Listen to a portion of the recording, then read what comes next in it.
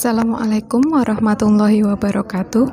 Salam sehat bagi kita semua.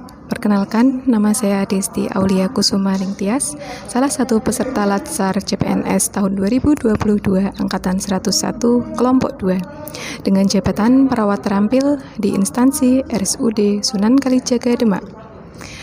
Pada kesempatan kali ini, saya ingin sedikit berbagi cerita mengenai pengalaman saya dalam mengikuti Latsar CPNS tahun 2022 dengan kegiatan sebagai berikut yang bertempat di BKPP Kabupaten Demak.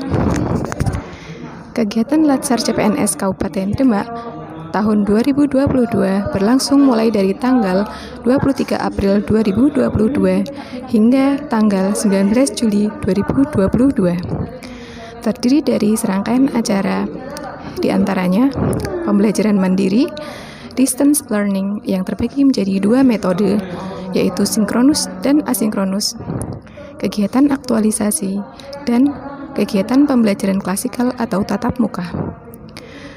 Untuk saat ini, kami sedang melaksanakan pembelajaran distance learning di BKPP Kabupaten Demak yang akan berlangsung selama 22 hari terbagi dalam kegiatan sinkronus dan asinkronus, dan terdapat 4 agenda yang akan disampaikan dan berisi materi-materi Latsar.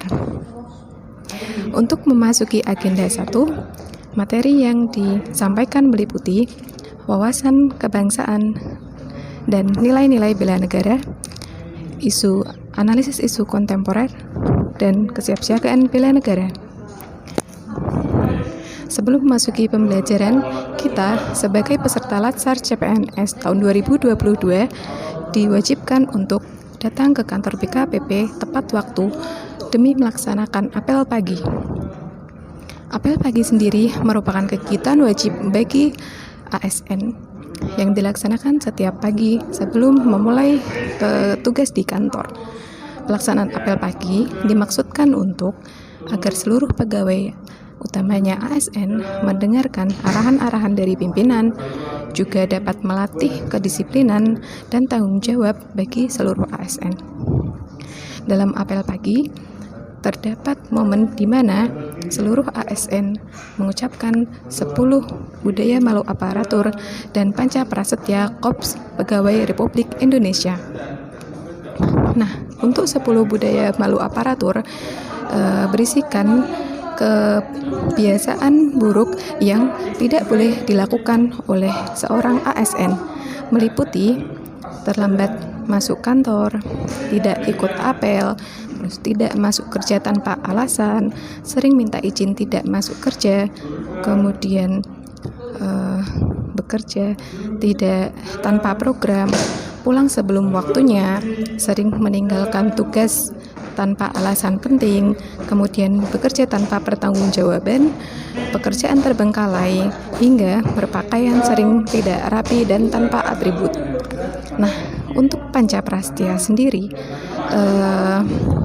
dilafalkan seorang ASN saat mengikuti apel pagi yang bertujuan agar seluruh anggota ASN utamanya dapat mengetahui dan dapat menjalankan tugas sebagai Korps Pegawai Republik Indonesia, serta setia pada NKRI dan sanggup mewujudkan dan mengamalkan Pancasila dan Undang-Undang Dasar 1945 dengan penuh kesadaran, serta tanggung jawab penuh. Setelah kegiatan apel, biasanya dilanjutkan dengan kegiatan pembelajaran distance learning. Nah, di situ kami pun masuk ke kelas masing-masing yang sudah dibagi dalam beberapa kelompok. Kemudian mengikuti pembelajaran sinkronus yang dibimbing oleh seorang Widya Iswara. Nah, Widya Iswara tersebut akan menyampaikan materi-materi penting berupa agenda 1 hingga agenda 4 yang berisi tentang hal-hal yang harus dilakukan oleh seorang ASN. Ya, seperti contohnya wawasan kebangsaan tersebut, kemudian dapat menganalisa isu kontemporer, kemudian bagaimana kita mempraktekkan kesiapsiagaan bela negara, seperti itu. Nah, selanjutnya setelah kita diberikan materi, maka kita akan memasuki metode pembelajaran asinkronus, yaitu berupa pembelajaran mandiri, diberikan tugas-tugas baik individu maupun kelompok sebagai pelaksanaan dari materi yang telah disampaikan pada pembelajaran sinkronus. Nah, mungkin cukup itu yang dapat saya sampaikan sebagai pengalaman saya selama 2-3 hari latsar ini. Mungkin jika ada kesalahan dalam penyampaian saya mohon maaf. Jika ada lebihnya saya ucapkan banyak terima kasih. Sekian dari saya. Wassalamualaikum warahmatullahi wabarakatuh.